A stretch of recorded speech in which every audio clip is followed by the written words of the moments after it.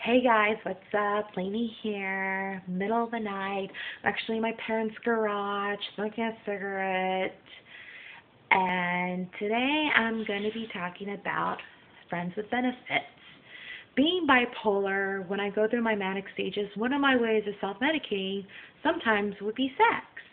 And I used to get these phone calls from these random guys or text messages, and they would be like, "Hey Lainey, do you want to hook up and have a good time?" And I would be like, pardon me, I was just like, okay, sure. Being 18, 19, 20, 21, I was young back then, immature, I decided that if that was a way to get a guy to like me, I would throw myself at him and hooking up.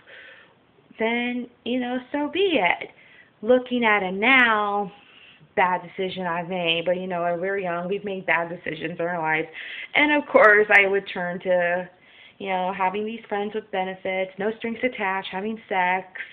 It felt great for the moment, and when I would come home,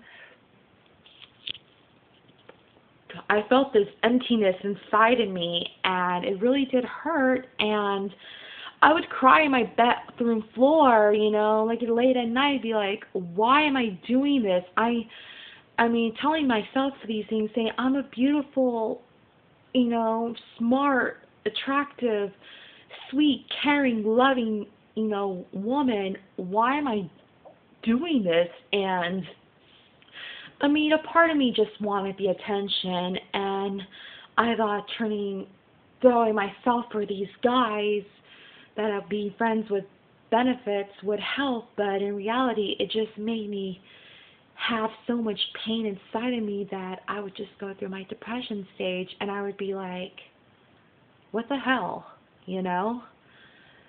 But on the night of my 22nd birthday, I met up with this guy that I met on MySpace. He ends up getting me a Motel 6 room, and I ended up buying an 18-pack of beer, and he had some weed, and we got high and drank and hooked up. And then after I did it with him, I went to the room, and basically I felt like crap. I'm like, Lainey, you gotta do something about it. This needs to end right now. And so him and I ended up getting in an argument, and then he ends up taking me home. And when I got back to my house, I started deleting his number and a few other contacts I didn't want to associate with, and it was a sigh of relief. I started crying, and I decided to make the drastic decision with being celibate, like no sex until I was in a serious relationship with somebody. So I thought that was the best decision I made. And then 2.5 months later, I get into the next relationship.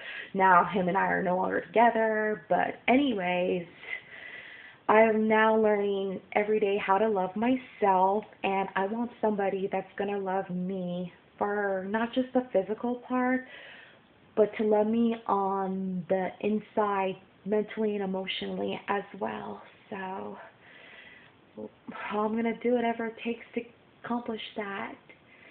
But anyways, there's this guy that I met on a dating website, and him and I went to the same high school together, and he actually emailed me, hey, did you go to Marietta Valley High School together? And I was like, yeah, I did, and graduating class of 2004, and it turns out him and I went to the same middle school together. But it's funny because we went to the same schools for 7 years. We crossed paths, but we never, ever,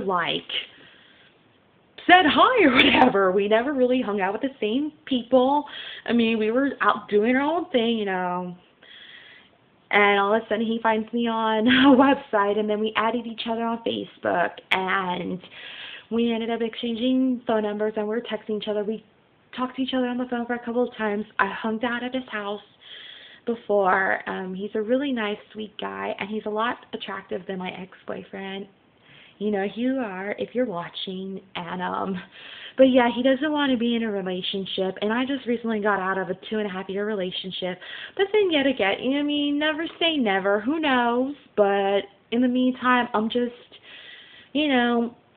doing my thing, seeing where things go. And, like I said, we'll see. Never say never. But anyways, just wanted to point that out. So in the next time, I will keep you guys posted on the next YouTube video, and stay tuned. So take care and have a good night, guys.